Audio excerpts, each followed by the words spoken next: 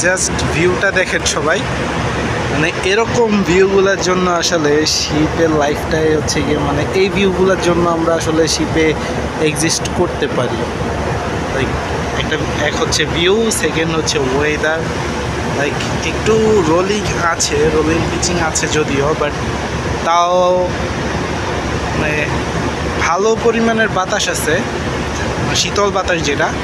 আর হচ্ছে গিয়ে এই ভিউটা, weather cast and the nature, দুইটাই হচ্ছে গিয়ে মানে এত সুন্দর লাগতেছে যেটা আসলে বলার বাইরে। অ্যান্ড এটা হচ্ছে অ্যাকচুয়ালি আমরা এখন আছি ইন্ডিয়ান ওশানে। We are going to Antwerp, Belgium. And এখন আমরা ইন্ডিয়ান ওশানে আছি।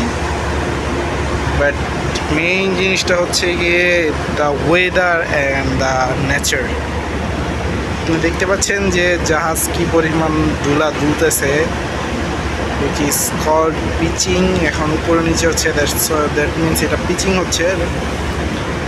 আর অ্যাকচুয়ালি এই ওয়েদারটা, এটা একটা অমায়িক দৃশ্য। এই সাইডে হালকা কালো মেঘ, কিন্তু এই সাইডে আবার পুরো পরিষ্কার আকাশ। অন্যরকম একটা ভিউ অ্যান্ড দ্যাটস ইট। আসলে এই জিনিসগুলো এক্সপ্লেন করার মতো শব্দ বা কোনো সেন্টেন্স আসলে নেই, জাস্ট ফিল করার মতো অবস্থা, ফিল করার মতো জিনিস।